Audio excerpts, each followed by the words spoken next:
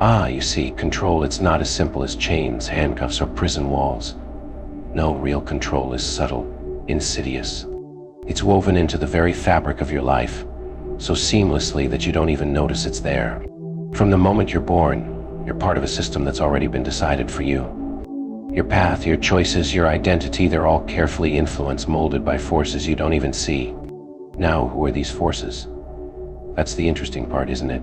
It's everyone and everything. The people around you, society, the government, the media, even your own family. They all have a hand in controlling you, shaping you into what they need you to be. You start as a blank canvas, but almost immediately the painting begins. Your parents give you a name, an identity. Then comes school.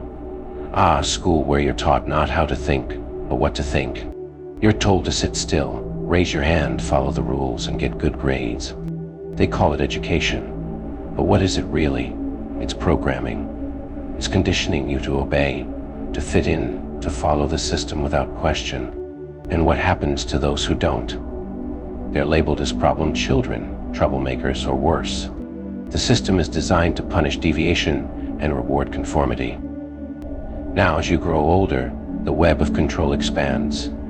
You think you're becoming independent, making your own choices, but those choices are already limited by the expectations placed upon you. You want to be successful. Well, success has been defined for you. It's about money, status, and recognition. Who decided that? Not you. The society you live in did. You're told to get a job, work hard, climb the corporate ladder, buy a house, start a family. That's the script, isn't it? A script written by people long before you ever existed. And yet you follow it. Because if you don't, you risk being seen as a failure. And there's that word again, failure. The ultimate fear. The fear of not living up to the expectations set for you. Control comes in many forms, but fear is the most powerful. Fear of failure, fear of rejection, fear of not fitting in. It paralyzes you, keeps you in check. You go to a job you hate because you're afraid of losing it.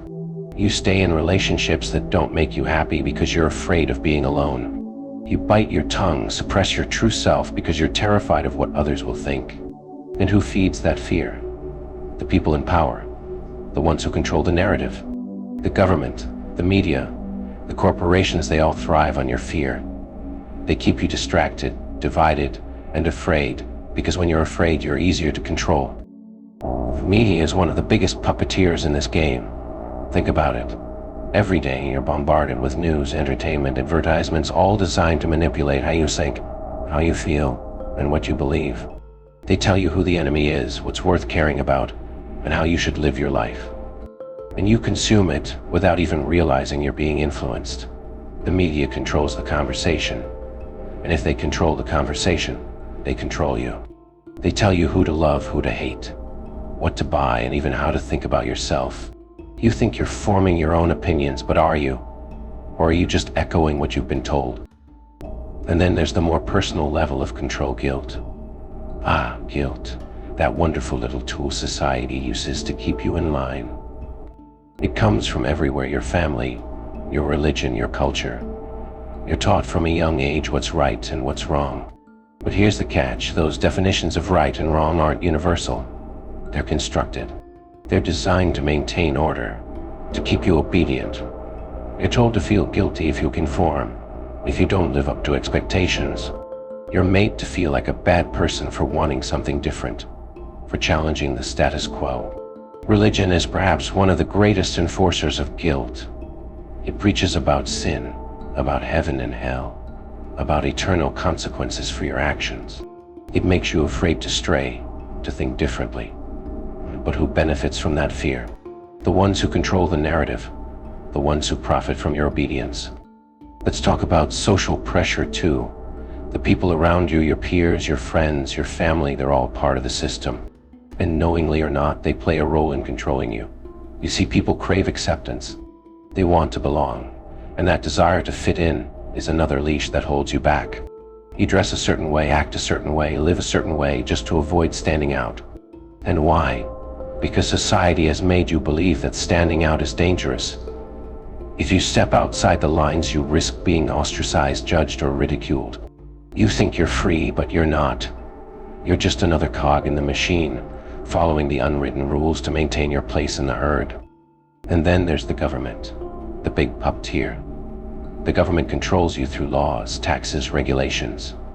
They give you just enough freedom to make you feel like you're in control, but not enough to actually be free. You vote, thinking you have a say, but the choices are always between different shades of the same color. And the moment you start questioning too much, stepping out of line, well, that's when they remind you who's really in charge. They'll lock you up, silence you, make an example of you, all in the name of order and justice.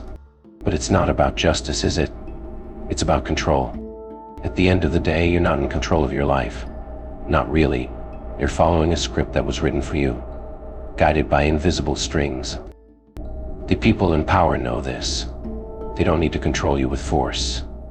They control you with your own mind, with the fear they've instilled, with the rules you've been taught to obey.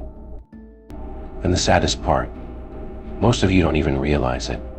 You think you're free because you have a few choices here and there, but those choices are limited, confined within a box that they've constructed for you.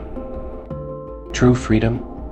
True freedom comes when you stop caring about the rules, when you stop living for other people's expectations, when you stop letting fear dictate your actions.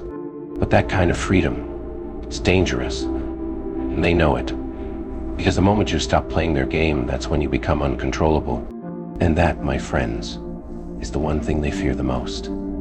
Because the game is rigged from the start, and you're not supposed to win.